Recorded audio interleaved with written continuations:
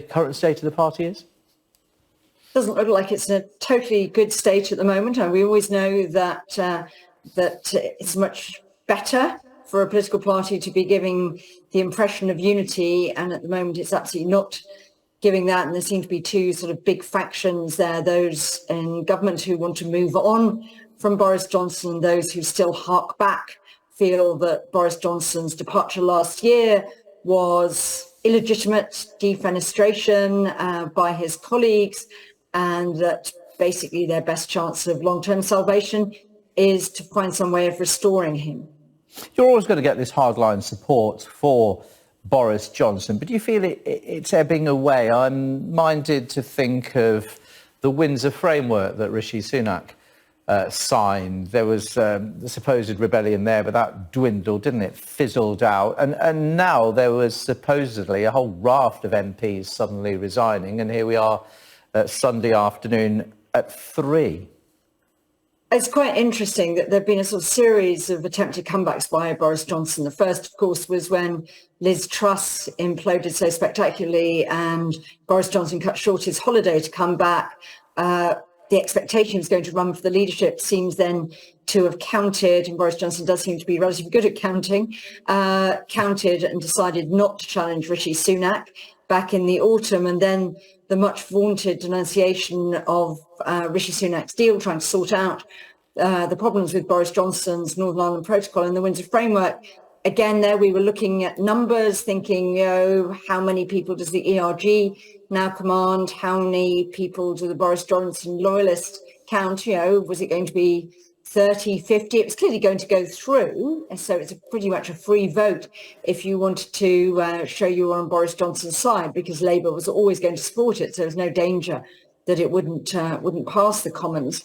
But then that sort of 20 didn't look very much. And I think if you're going to organise a sort of big show of strength, at the moment it looks more like a show of weakness than a show of strength. Well, what do you think Boris Johnson's game plan is here by this sudden resignation on Friday? We know that the Privileges Committee, that the report will come out soon, perhaps recommended being suspended from the Commons for 10 days. But the fact is he's gone. But has he carefully considered this? I think, I don't know, and none of my qualifications allow me to be a Boris Johnson mind reader, but I think he does seem to be able to count, and I think he's probably calculated that he's not going to sway the committee. I mean, he was being offered the draft report to put in more comments, that he wasn't going to persuade the committee to change its mind. Then that I think he's calculated that he's not going to persuade enough of his Conservative colleagues to vote down any sanction recommended by the committee. That, after all, would have been the next stage in this.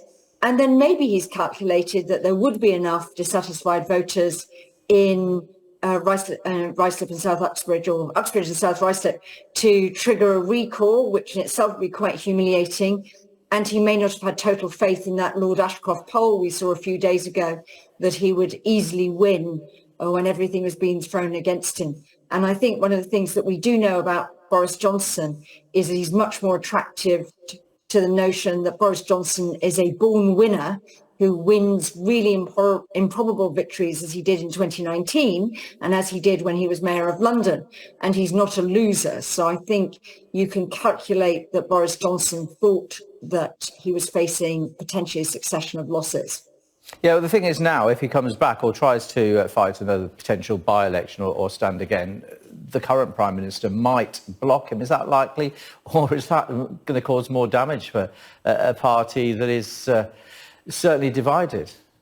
I think it's, we've seen this establishment of this thing called the Conservative Democratic Organisation, sort of grassroots members who were furious in not being given a say over the leadership, furious that their selection as Prime Minister, Boris Johnson, and then Liz Truss, were replaced by Rishi Sunak without any membership vote.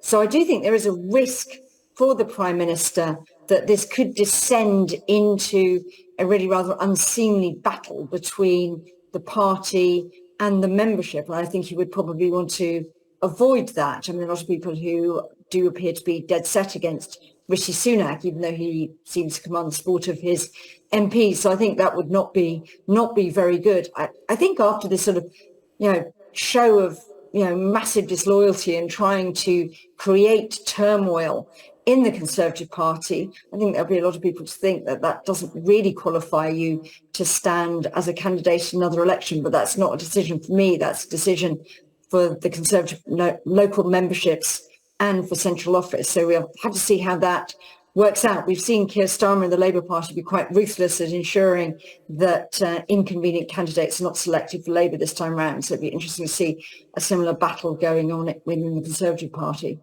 Always very interesting for these.